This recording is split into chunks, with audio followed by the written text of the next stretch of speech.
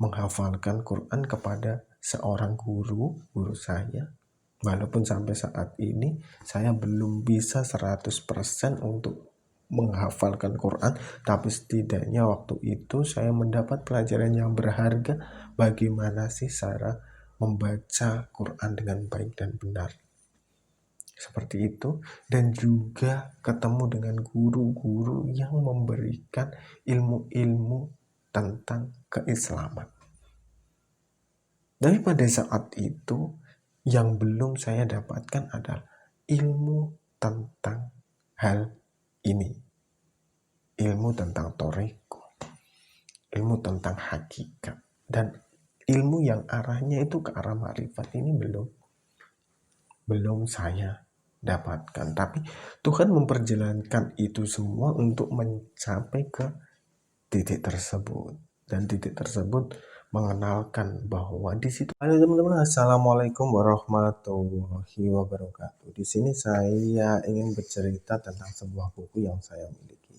Ya, buku ini adalah buku panduan tentang majelis zikir. Nah, sebenarnya majelis zikir atau zikir-zikir itu biasanya cenderung diberikan oleh seorang guru ketika sudah memasuki yang tingkatan-tingkatan itu adalah tingkatan toreko. Kenapa ini toreko? Toreko kan artinya jalan. Biasanya orang yang masih di ranah syariat, padahal di zaman dahulu kan, yang namanya ilmu itu disandingkan antara akhlak dan peribadatan. Lebih didahulukan akhlak dan niat terlebih dahulu, baru disampaikan bagaimana sih tata caranya secara baik. Tapi saat ini yang diajarkan adalah syariat terlebih dahulu. Tapi terkadang ketika kita belajar tentang syariat itu, kita tidak mau memikir atau tidak mau mengintrospeksi dari diri kita sendiri. Apakah syariat yang kita lakukan itu harus sesuai dengan seperti itu, atau ada hal-hal tertentu yang bisa memperbolehkan tata cara lain dilakukan. Misalnya, kalian melakukan sebuah sholat. Sholat ketika kalian melakukan sebuah perjalanan, dan itu berbenturan antara duhur dan asar. Apakah boleh digabung? Nah, pada sebuah kitab-kitab tertentu itu kan memperbolehkan, itu namanya jamak. Akan tetapi ketika di situ ada masjid, setiap kilometer ada masjid, setiap kilometer ada masjid, setiap kilometer ada masjid, apakah masih diperbolehkan untuk melakukan jamak itu? Menjadi pertanyaan lagi kan. Nah, tidak boleh karena kita menggunakan bus dan itu dikejar waktu. Oke, kita menggunakan bus. Tapi ketika bus itu berangkat, misalnya jam 12 atau setelah zuhur, dan sampai sana itu jam 4:30, masih berbarengan dengan waktu asar. Kira-kira masih afdolkah melakukan sholat jamak seperti itu? Nah, ini adalah membuat sebuah pertanyaan di dalam diri kita untuk dipecahkan tersendiri. Tapi ketika orang yang belajar syariat itu tidak mau untuk belajar lebih dalam, menggali, atau yang dinamakan itu seperti ini. Kalian belajar tapi didoktrin. Artinya apa? Kalian tidak diberi keleluasan untuk menanyakan, untuk berpikir, untuk mencerna. Kalian kalau diberi A ya harus A. Kalau tidak sesuai dengan apa yang kamu pelajari berarti itu salah. Nah, itu namanya didoktrin. Nah, ketika orang-orang yang seperti ini loh belajar seperti ini, dia terus-menerus mengagumi seperti ini, nanti ujung-ujungnya itu mereka tidak akan bisa berkembang dengan keilmuannya. Ketika teman-temannya sudah mencapai ranah yang lebih tinggi, dia masih di syariah terus.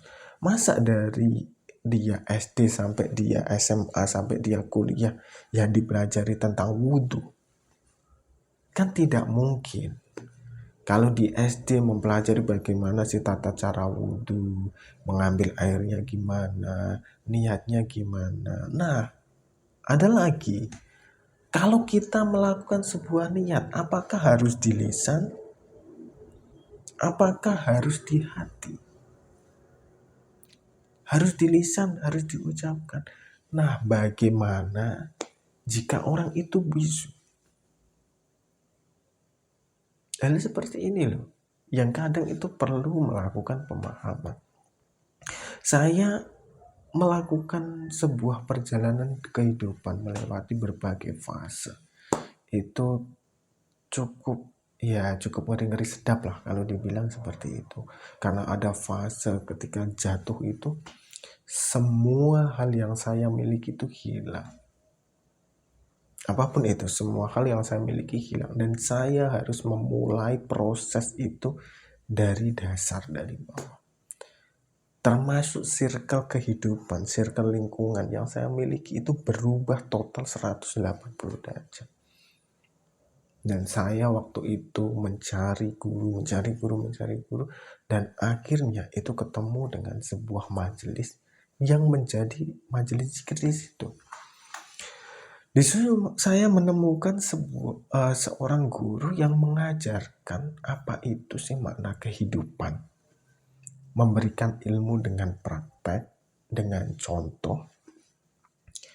Memberikan ilmu tentang zikir, tentang keilmuan. Yang sebenarnya ilmu ini adalah ilmu-ilmu orang yang terpilih. Sebenarnya saya tidak ngomong bahwa saya termasuk orang terpilih, bukan. Tapi mungkin saya termasuk beruntung ketemu dengan mereka, orang-orang yang diridhoi Allah untuk memiliki ilmu ini. Dan guru saya itu memiliki guru yang mungkin tidak hanya 1-2 aja gurunya. Ada banyak gurunya. Nah itu saya mempelajari, oh ternyata kok begini.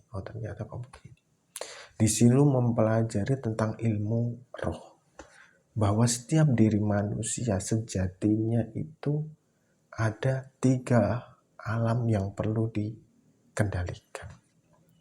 Alam pikiran yang selalu bergejolak ingin mengejar sesuatu yang bersifat keduniaan. Alam hati ini yang selalu bergejolak untuk menahan. Menahan apa? Menahan ego, menahan perasaan, dan lain sebagainya. Terus yang ketiga adalah alam nafsu. Alam nafsu, alam yang selalu bergejolak untuk bertindak ke arah keburukan.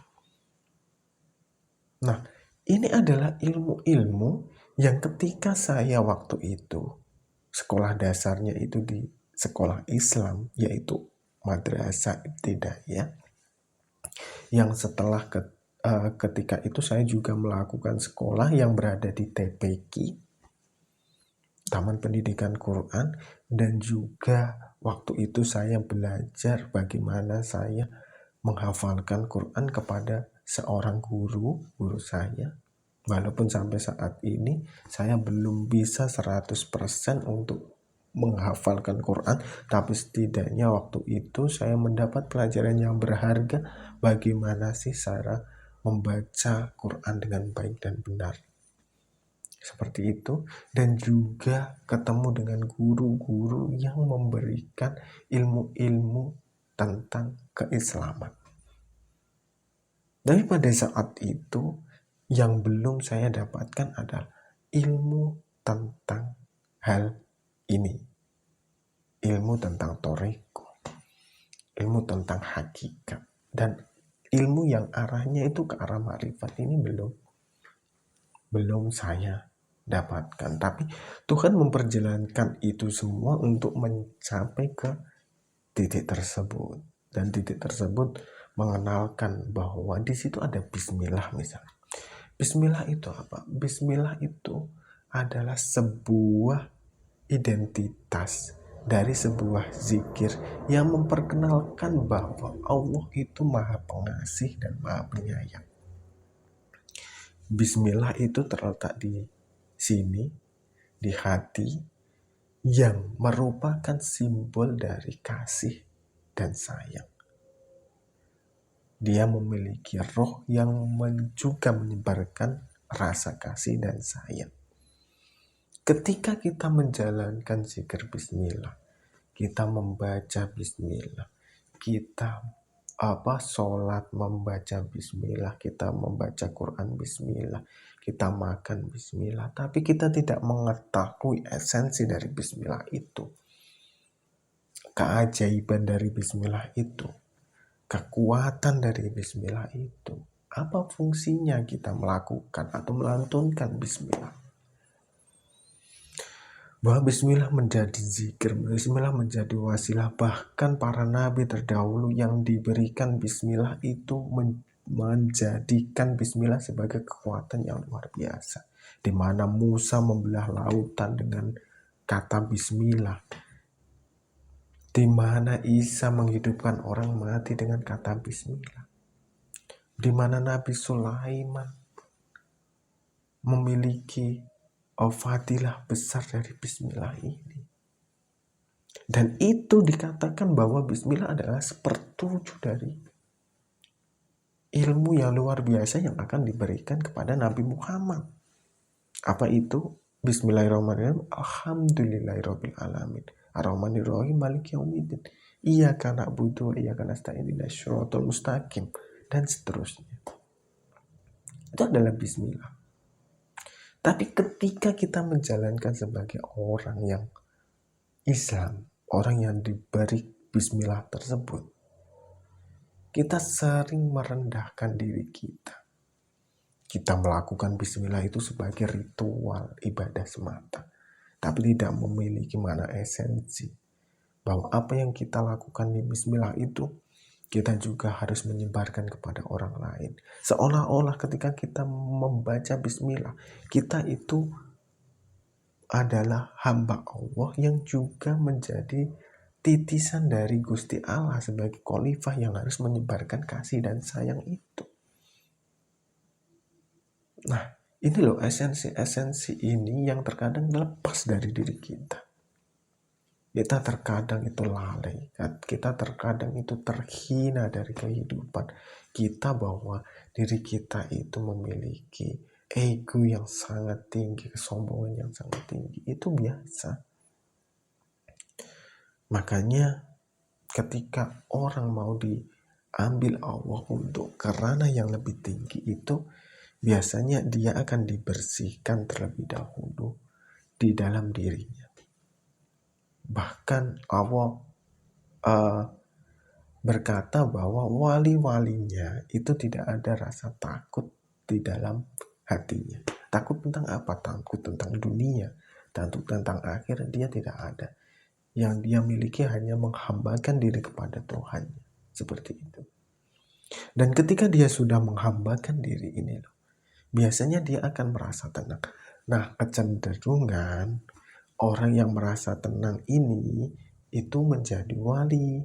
Dan orang yang menjadi wali ini, ketika dia di dunia dirasa sudah tidak dibutuhkan umat, itu cenderung langsung diambil. Karena apa? Karena dia memiliki ketenangan di dalam dirinya. Sudah tidak ada yang dikejar, sudah tidak ada yang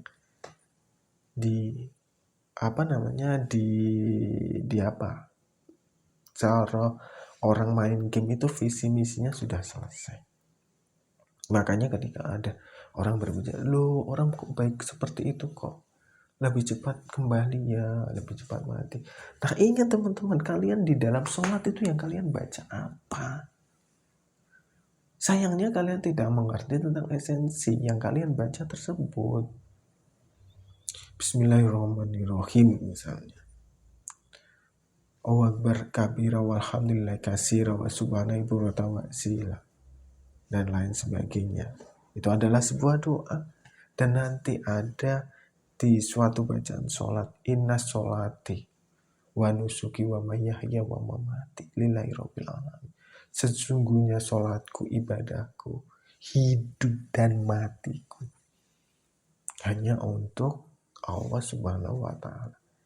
Nah, ketika kita tidak mengetahui esensi ini, makanya ketika kita sholat itu dianjurkan untuk khusyuk. Khusyuk itu apa? Khusyuk itu tenang.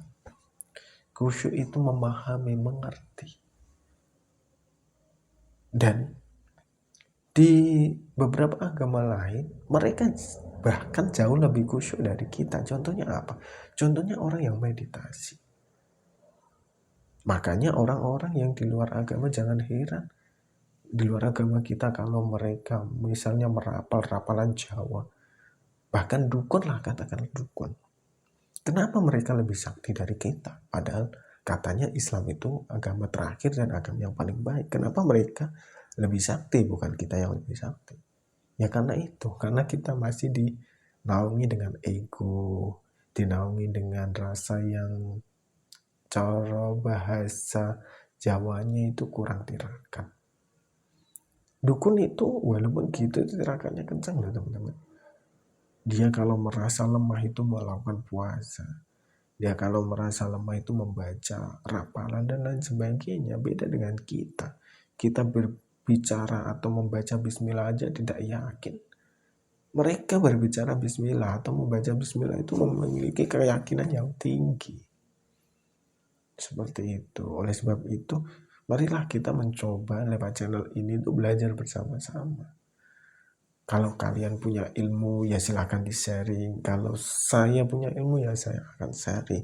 Tapi kalau kalian mencoba mendebat di komentar atau berkomentar negatif yang menurut saya tidak ada gunanya, tidak ada faedahnya, ya maaf kalau saya hapus atau saya blokir seperti itu. Semoga bermanfaat dan sampai jumpa di video selanjutnya. Wassalamualaikum warahmatullahi wabarakatuh.